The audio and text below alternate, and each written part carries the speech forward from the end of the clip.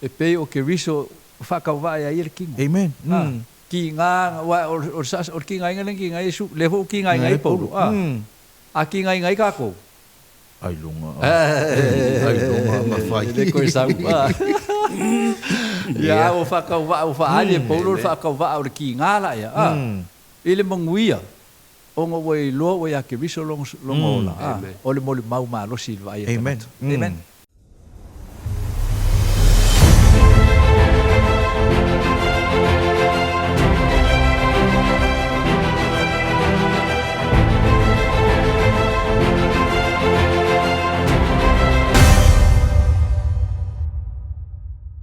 Toi whaatalo whama o wholo whaatu ia le polkalama le nei, o le sona o le wha moe moe, o le suesu eina o le awhionga pa ia le tua.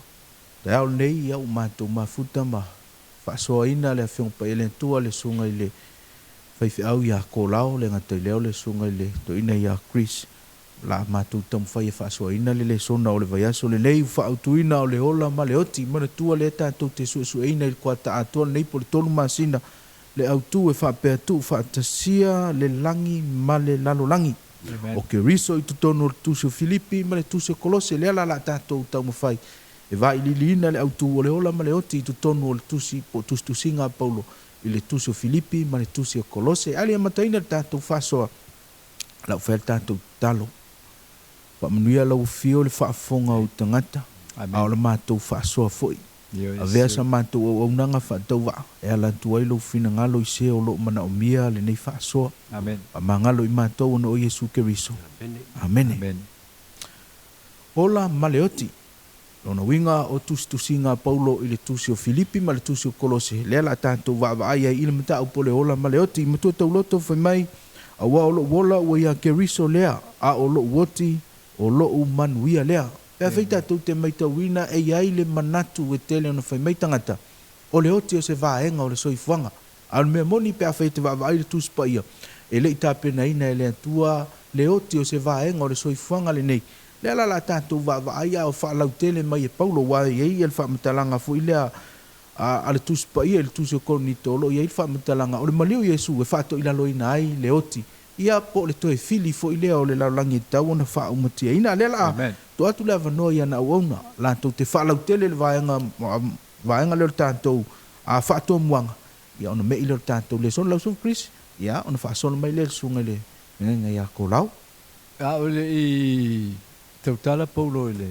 I lana mo le maule whapea o loo o loo woti a. Mai o loo wola o ia Keriso lea o loo woti o loo manuia lea. Ne ia mua i awa matusi le Roma iono fa upa rusu maltoru. Awa o le oti. O le tutongi leo le angasala. O le ola e whaavavau. O le mea fua i fuina mai lea e lea tua. I lo tātou li o Yesu Keriso. Tō tusi le e Paulo i le Roma e valu ron fa upa mua. Mai le upa Paulo o le nei. O le se whaasala i e o ia Keriso Yesu.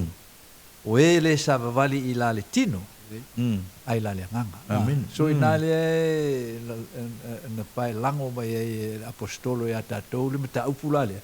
Wa le tātou whaalongo ia Paulo, a le o Paulo te me o le a. La lata mai le. Ia le oti ilana vai malana mori mau. Ia mawhaielanga mori mau le a Filipi. So ina le e pe e afo e whata oto mai Paulo ma manino ai a tātou le wingo le o lana mori mau le. A wa o lo uola o ia Keriso lea. A lo oti. Ono manuia lea. Whaftai siang. E leo ta upulele o tau whaia Paulo e whaasoa mai a tātou. E lengi upe tau ane ai. Matua mausali i alfa moe a Paulo. O le ola. E au ngai ngā rui. A oti foi. E tā ua. Wa mele le mai il manuia ia te ia pe a oti. Amen. E lengi upula ngā kusia mai Paulo e whalpupui le Kalesia Filipi. Ai o upue e whaamalo sia e fo le Kalesia. Amen. Tā ua e upua ale tasi fo i mua au le tala lei ma tinuru telu tuna king. I se tasi on tu singa mai. A whai e le i maua se tangata i se oti. E matua le talwhea ngai lava o naola ia. Upua tangata sa whaapeana whaasalaina whamaturi asola tal fa so pito la lang le fa so mai Paulo ile tato to loto le a wa o lo wola o ya kiriso le a lo oti o manuia ele ni upu lava la na tau ane ai upu Paulo Amen. ai na yelo no mauti nionga Amen. o lo no oti e ilo no fa moi Amen. Amen. ngal wenga lele tato te pe fasi o tia la tato le foi la te fa manatu me ta vita salamu e fasu mal fa i po lu ona o lava wo fasi o tia i ma to yaso lava ua whaatauina fo i mātou e pei o le māmoe o fasia. Amen. E tā ua la upu ia. E whaamarusia i fo tātou tupulanga neo tātou wole never te. Tele lui tau, tele me tātou whaasangai. Ia, awa tātou te popole leoti, mai polo. O leoti nei tātou tino e pala. Alo tātou wola. O i lima, mali manuia o keriso. Amen. Amen. Paftai. Ta ua whaasoa o whaalau tele le whaatombuanga le tātou le sona mai Paulo o wola wea keriso o lo uoti o lo manuia le lo winga o le mautinoanga le wa ia Paulo a oti vi ia le li Amen. lo faila na vaenga a o lo na ola ia le me mautinoa le wa ia o Yesu keriso lo na winga le se me pole ai Paulo mea ua whaatau nuula na ngaluenga na tofi ai o ia Amen. Amen. fa solo tātou fa so o lo ia le autu fa penei ia si tia keriso pe ia a faea ma faalau teleina atu keriso il faapetania Christ will be magnified. Amen. Ia la atu au mai lua faasoa ma faalau tele le vaenga lea amata mai sunga ia seanga ia faasoa mai le sunga toina Chris. Sana unau Apollo pula me o ia tie peoti a ia alu tala lei telefo ia tangata le o tala lei temio tonai sa hoti fa maturu la tu fa te tenga ko kisil fia tanga John Bradford ile tau sanga kasi 555 Julai momo sa fa pena susunu nai ni tangata oti fa maturu o le tala lei se tasio o fai la o o le tala le tu ai sa fa pe on sunuina o ia i Newgate i Rongonga mai sa ave leva noe e fai e sanga tala pola sanga tala e fai tangata ai o te tangata na fai mai longa lana tala ma le leo tele mai o keriso na o keriso lava o te oti ai Amen. Ia. ta ua ia tala ne tangata ua ye lo fa tua na se so ia ai mai o to tele insi tangata sa fa penali ua onga le o te fa maturo ne tangata Amen. e ta ua fo ila ia te tatou le nei folfolanga mo tatou o lo fa mtala ina fo Filipi mo fai po suma le iwa malusu se tasi le fa mtalanga sili ona mata ina i tonu tu Singapore o le nau Paulo e ola mo Keriso Amen. le ele fa ngofie le langa sa o lai Paulo a sa fa ngofie me uma wa sa fa pen fa lango ye a le tua pe o tipo le me o ya te a sa la fo ia lava lo no lo ya Keriso mai o mai lava le oti mo Keriso mo tatou temine o se me e fa popole ina e o tatou loto ka ko ki fefe ka ko ki oti ai avea ia upo Paulo ile fa ipo le sul le fa tonu e tusa malo fa na watu malo fa mo ina ia o le ma i se metas Amen. ka ko tatou te ma te le ka ko ki o tala i tala le a Paulo sa le ma ia le fa pe mai fo le nei ona po ina ia vi ia ai Keriso ona o lo tino o le ola pe oti Amen. tatou tino ia tatou te poli mai poli te le poli pe ola pe oti ia o le mea tau tatou faia o le tala ia to tala lei ma le fa moenga ma le upumoni ia la ia Yesu Keriso Amen. O le marusi angal na o le foi o le ola o Paulo. Awa o le mele na mafuai o na marusi le ola o Paulo. Awa ele va pena na marusi le ola o Paulo so na lama marusi. Amen. O le marusi o Paulo le na amata mai no o teia le malama. Malangona e Paulo no na vai. No o tei Paulo. Awa e kei Paulo wa la laku Paulo malonga marusi e sa wa inga le ka le sia Kristo. Ai kai e le malama. Ia mapau ilano. Ia mapupula o makua ka waso a Paulo ai fai mai male fisili a Paulo. Oi ia e tali mai tali. o Yesu. Amen. Ma kwa ke ila po skolo wa ole ele isa wa pongsa po le kalisia. Isa wa po le kalisia la ilo le po pe la UK le wa la kong fa sa ko Yesu. La ko ingo ile so fuanga so fu Yesu.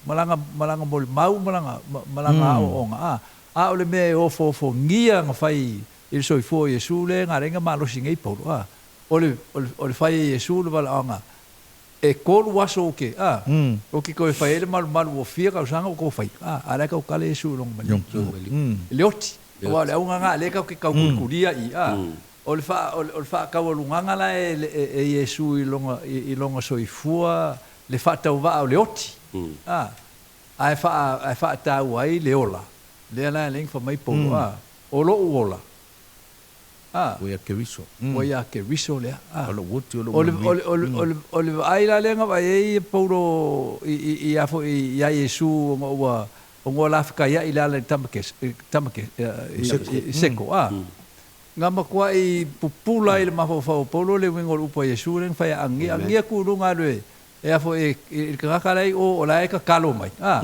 ia nga famero le fa upunga e ka ke fa ka wai de ida fo de e fa ka upo i bol ngadwen ano fa suma de mai a o fetela mai de ia te ia ina luia a wa o le ipu lava o ia o fidia mau e mo moli lo i ngoi lumo nu ese matupu ma le fa nga e so elu a wa o te fa i lo atu ia te ia me tele e tusa ona tinga ai o ia ono lo i ngoa so ngai lo le polo le vala au le vala ngai e se vala au pe e la ko sa pe vali fo la e fai ma die mo se mangui a fo le e fo e ko fide mo e lo le polo ki nga o ke viso e o vala au e ki nga fa ka se o e mo ke viso e pe o ki nga ke viso mo maliwa lu ngor sa to le la nga le inga fa mai polo o lo wola o ya ke viso amen fa ta wa ia fa so e tatu te mai tau ina tu se o lua konito sumata si le whamtala e paulo le te leo mea sa o iei pa fianta wai ma sasa ila au o tito e ola mai ai tau e te au fai upu e lo sumal valo le mta upuna fai mai tu ia la isi mea a ole mea mafatia ia u ia so fai so o le pole lea ono e kalasia le matuala le autua le aso lea o le faa ea oai o ke viso Lunguinga o ngaluenga umo tinga umo paulo o ngalue ia faaya ke viso le popole ai ia e ui ai tinga ve be tele pole tele na me paulo me ia faaya ke viso e ala ngaluenga le kalesia so faaya nga e paulo ke viso e pe o ke viso fa ka va ia kingo amen kinga wa o sas o kinga ngai kinga Yesu le ho kinga ngai paulo a kinga ngai ka ko ai lunga ma fai de ko sa ya o fa ka va ali paulo fa ka va o ki ngala ya ele manguia o ngo we lo we ya ke viso long ola o le moli mau ma lo silva ya amen se el tanto fa so o lo woti o lo manguia amen le fa il fa mtalanga paulo ya o wo tia u manatu elu pe o le vo ito te mana o moto te talo i o ia a le vo ito te mana o te alu te fa umaian nga luenga ia ese i o malolo fa tali le to e fio mai Yesu ia failo malan fa metalanga ia ai le se me ia a o woti o lo manuia le na a vai vo io te ola ia o la vo fa nga luenga a ke riso ia fa na te le lo sunga ia tanto fa so am te me Christian fa se le sunga sen Jo le manuia la le te talai paulo ele o se manuia foi la e faltino a wa lo ka ko vai le mol mau paulo ele se manuia fa penga o le e fa kolunga sasa e o sasa la sa sai mai ka fa se furu ka nga sasa ia paulo i ukaia fa fianga nga foi nga kai male mo le sami pe fa kolu e fo inga nga fa le kongu sa el va nga lo yo no ai mo fa pe so le se mangui fa tino le ka le polo le mangui le mangu malo amen iku nga working le o ka le polo i mo lo mangui nga pe fai o ke alu ke mau ma ke viso e alu polo e mau ma ke viso pe o melongoki o melong o makua whakingo inga i le whakauwa o le kingo ia Paulo lea lenga whamai Paulo se ai sisi o ko mga kua o siri so o ko maele ngā i le ku wharikingo siria Amen. Siria wa whakuskusa ngel ka kolisi E le mawhai e se kai whakuskusa la ulisi i la ulisi le rapa pukala kuia oi mea o iai ma mea o mai a kiau kaluailo o alo e ka lai lea e ke viso. le swafo ke viso la le kala inga kala e Paulo o lo whaakua kua i le ami o kongo ke viso e uinga e oki ai ai ke ola pea Amen. e pe upunga e koe kakangi mai ka ko whaalongo pea ka ko whaikaula il maule a Paulo o upu fo ien kaukala i Yesu ia mareta ngō whaku i Yesu ia mareta e kikar kongo e koe ku mai lo kuangangi ia wha mai ia mareta i o kikar kongo e koe ku mai le aso le aso ngaka ngā wha mai Yesu o au o le koe ku maleola Amen. ole upula nga le en koe kakao Yesu le singa upunga so e wha mai o ka ngako ola uma e whaku mai e kia e ui ngoki Ai ola. ai ora pea ia ole ola la nga le ka kala i Paulo e o ka kala Paulo so ka fai ka fa sa lo kingo pe e fo e muso e awa ole mea nga le o ale nga mai ia Paulo ai ku sia mea e peru le mai Paulo ole maliwa Yesu i longa liu kin ka ngaka ma fa uma kia ia le o ia le pule ele oki ole ki Apolo nga so ole se fefe ole fefe Paulo oki ole au kuru nga fa mo le fa mai Paulo oi olo woki olo manguia Amen. Jang. Ta mo Paulo la vai pa mo mua i ele fingalo le tua amen pa so atu le tala le melongo lua longa king de pole Paulo me nga sa bulbul melongo lua le me foi Paulo le tau le ka ko ki kawai amen ka wa fa le nga amen amen au ka ko ke pole foi ye e ka uolo ka ko malo o le kawa e fa nga ile malo so ka ko mafau yes ile ku lango le kawa le tatu te ye ia fa nga ile fi naunga ile mafau e winga ile fa o tanga le tua amen wa fiso ia ka ko mafau te lo te e sakan ia sa o ma le leilo ka ko kawa fa le nga fa nga ile tatu mafau ile ke e aku i mai le e fili ai e fa mo ile ka ko fa tu saino le tua tu ulunga amen ma o ka wala le ka ko fa ka wa i ka wa finga mo tele le tatu o finga wa ya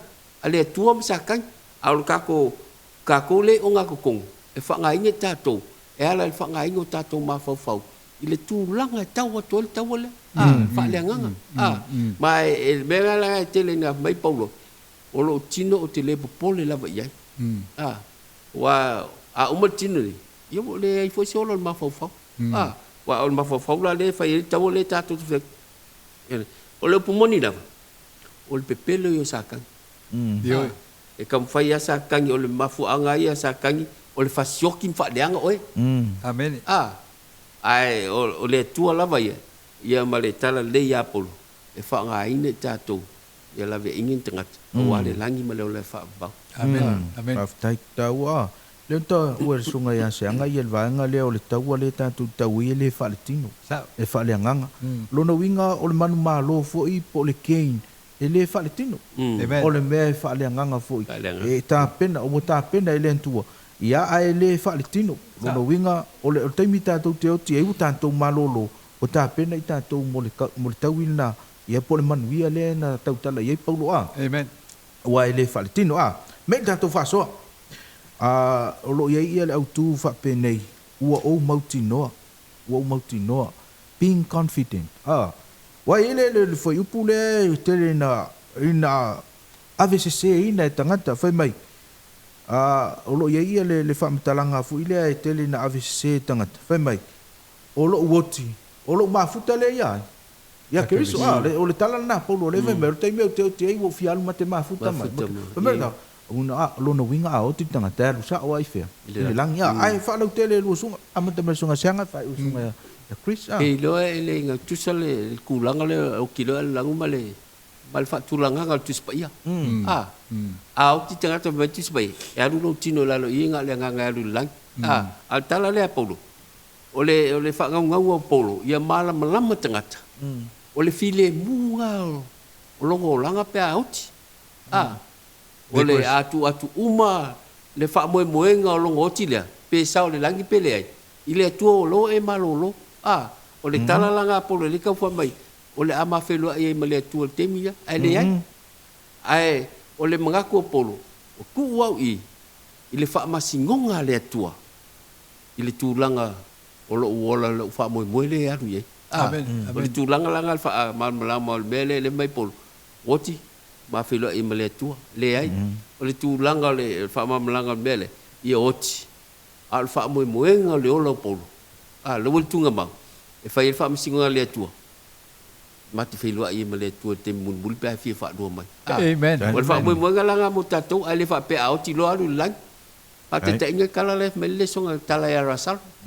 maliu ya la salo ku nga mau ele sau yesu fa pe se mai ala salo mai lang mal au mai ya le tua ye po yesu ile tu nga mau la salo sau e fa amen ole mo tinonga langa mo tato ma o tato woti ye tato tu i au le tua e fai le tua la ka ko felo ke me fio mai yo amen sunga Chris ole otina le famei Paulo e fia mafuta fata sem kemiso ole otile no te kemiso e pe fo ola salo no te foi kemiso na mo ita wa kemiso le otila la oti ai e tonu aso e tan wai el tu e la fo ele so le otia na le na fa tino e su le fa maongi o la fionga le tuan fetalai ai su o su len fekalai o ile apakanga le fa ko anga o ekenga o le fuefu ma fai o akam o le fuefu fo e ke ko fo ia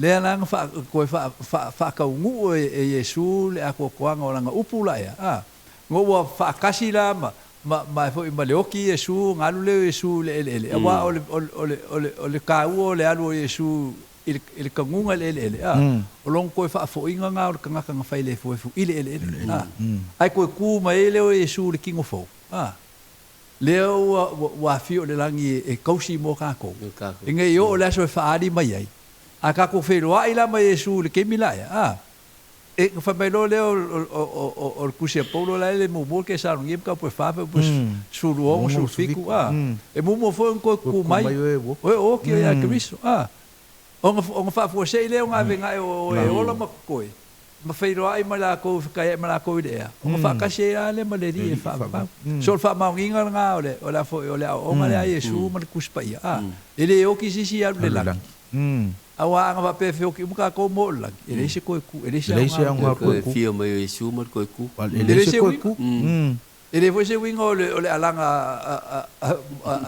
al foi age do sidi mo ku ole ku le se ko fa ko lo le lang amen so ole o nga sa wa ia le tua ma fa kingo fo ia Yesu longa bali ele alu se si lang e ka ke fa ka di uma ele aso fa ali mai ai o nga fa ile o nga ku wa ka ko uma e oki o ia ke riso maka mai ia kamu ma pedu ku se ka uma ia ele nga ku pulanga le ka ko yenge e fa ku ia Yesu mar ko ngiolo ka kongsala e ko ku le aso fio ba Yesu amen ta u mana ia le fa so ma fa la tele sunga fa ya on ta ne ya man tu la so le fa mai pink confident amen o lo no winga o le otio Paulo fa me lan fa mtalanga o te alu matea fe lo e lo fa mai Paulo la walu te mini mat fe lo ai wo ye lo na confident o to un mal ne yola o te malo lo o le si me so mai o te mal malama o le te fio mai o Yesu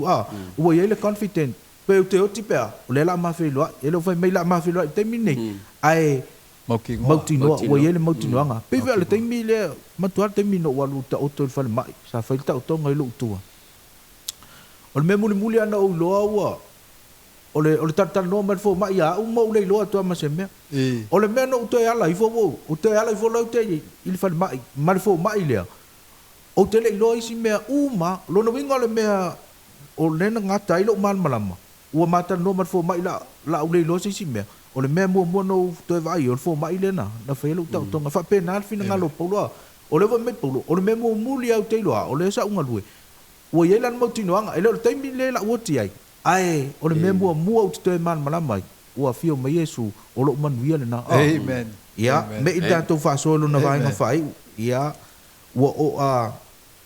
o O lo fa autu ina vai mai ia tu mau le loto e tasi a. Amen. E ia vaenga te tele tolu le sona le au te iloa o lo tau ave mai e tā ua i tangata uma. Le fu i fa tā ua le au nanga Paulo. Amen. O lo iai ia le message, o lo iai le fe au. O lo iai le mission. Ia ma le muli lea ta ia tātou, o le unity, o le tu whaatasi lea fai mai ia le vaenga muli lea. Ia tu mau i le loto ngatasi. Lona winga, o le fe au nā lea tau o mai le sona le nei, e le ngata e tasi le tātou fe au e ave, e tasi le tātou misiona ia si itia Yesu Keriso, a ia loto ngatasi. Amen. Awa e le mawhai o na whai e tātou se ngā luenga, pe ata ape. Amen. Na mea moni ana, ata ape. E le mawhai o na whaatau nu le message, e le mawhai foi o na whaatau nu le mission. Pe a whai ta ape le kalesi. Amen. Ia e la amata mai sunga sianga whai usunga krisi le tātou whaasoa le vaenga muli na. Leo tatou o mai le vaenga lea ua tatou se ese mai maftianga polo. Au manatu polo la tatou tatano la titi ai maftianga le tangata o le tua la tonga luenga ma me fai. Ma fa ma lo si ai polo. E lua lava vaenga ngai mana o polo ia fai lo atu tangata ia. O le amio Keriso. Ma le loto en klasi. Amen. Amen. Ale mo le nganga o le tua ma le nganga pa ie tau se le se loto en klasi mo. Le la ka fai polo. E lo wala winga. Amen. Ma e lo wala winga le fa pe fai ngofie. Amen. Ai o tu mau. I le nganga o le tua. Ia ma le loto en klasi. E fai le nganga e telefoni la to la te ena o to. Ona o le tala le le tatou te atu. Pe fai o winga o tangata. Amen. Amen. I le anga nuu. Ia ma me fai tangata ia te. Ai ngā wa ia tua ia o tatou loto. Ai o apopo ia tu polo ia Filipi. Filipi tu mau. Au le mea ngai ko ke mau ele malosi. Pe a fai ko ki kuku mau le tua. O upu ia fa ngai ne polo. O le loto ngakasi ma le matau. Ma le tutu mau. O le mea e sili o na tā ua. I se whala poptonga. E o fai le kalesia. Le fai kau fai polo. Ia i le loko Filipi. Fa mole ia ko mo loto ngtasi. Fa so el tala le le tu. Amen. Amen. Ya, le fa waula e Paulo le il talo Yesu le Yohanes. Awa le unga toa na o nga Paulo pe fa me o lo e a Keriso ia. O lo oti. O lo manuia le. Le manuia la le talo Yesu fa me Yesu fa suma fitu se io le. Ele foi upo e luas fu fa ma salonga e fai tonga le ana na maui mai e fa pe ina ina to ila upo moni o Yesu le il tama o la wo fionga lo upo moni le fa pe o ne a wina mai a ile la lang o fa pe foi a o na wina tu Paulo o ila to o ila lang o te fa pe ia foi ia o su ia ila to ina ia fa pe ina o ila to lo moni ku so le ngangi nga Paulo ke me uma le fa ku le kalesia yo ko foi le ko afile mu yo ko pupu nga mo ko foi kape o leska ko le songa lengo ma sa wainga ai le ku la foinga la ngol bala winga nga ka ko ele o bala winga ka ko ise fifi le mu fa le kingo alo bala winga ka ko le ka le fa mai polo romas e a min le Timoteo Apole lua por kolunga ele fe por me o uma e ola e amioton e ola le amioton esa waina tanto sua fo Yesu ke visa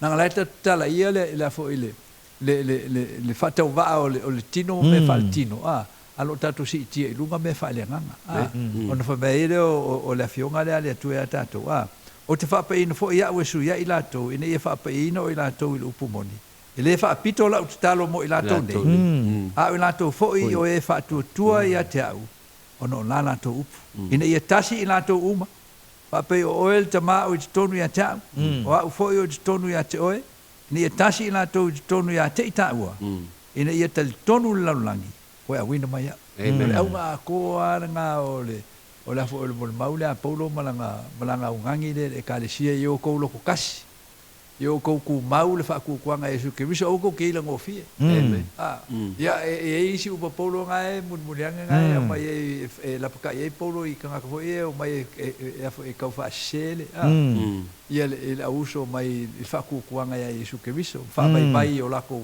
fa in campo po nga ia wa o me uma ia o lai kongo le mafkanga fo le fa le nganga le o le tala le le ka ka lai polo ka ko le songa fo le uma vai leo ke kalo ai mo ko o ko uma o ia le mafkanga o le kala le mafkanga nga le ma ka ko ngai ka ko ki kul makai a o le aso ka ko ki malo lo ai mo ka ko mau ki ngoa o lo ia lo ka ko ko ke wil langi mo ka ko amen ka o mai Yesu after bang mun mulur tanto fa so le wo fa so ia na un ai te fia mai ia le fam talanga paulo ile Filipina mo lu fitu e o tolus fulu amen na ilan fam talanga fe pulo fitu fe mai tau ina ia tu sala o taua mio mal tala le ia ke riso amen ya fa yo te aluatu mo fe lo i mo to pe o te no fo ese ia o to i lo pe sina tala ia te o to o to tu mau ile loto ngatasi male manatu etasi o lo fi na fa tasi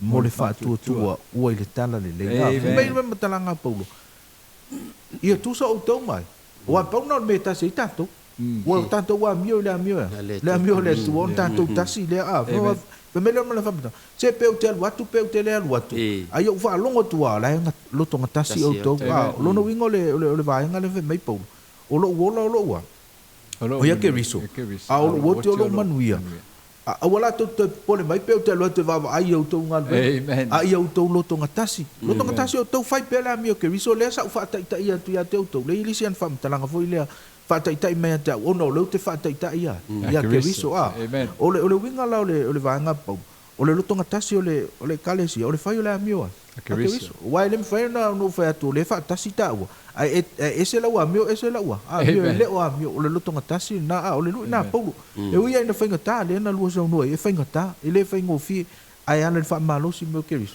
ta to te mafai ai amen no inga ia wa uma ta to fa so ai ta talo ile tu fa la te le tu to fina ngalo se va nga o le o le ma to fa so ina ia manino la su e mala va ai ta la il ta to ai Yesu keris ia ele te tonu nga wo mai ia tai mi fenga ta tai no le unga la sa ni so nga Christ ta tu ta lo fa o ta tu le sona ia wani tu o ma tu le ele tua io ma tu lava ta o fi mo ma tu manatu fa ta va ai e fa pa ia ina lava i ma tu le ele tu e la wo fionga pe o ne ta lo mo i ma tu uma fa ta si ma pa anga le nei fo i le sona lo fa mo lo fa longo i le la langi fa ta bilo e fa pa ina mato me se aso mo te mo mato wola nei lata na e fio mai lata no mato vava ai i lo fio mai i le manuia o e saunia mo mato te tu matai ai ono lo swafa Yesu amen amen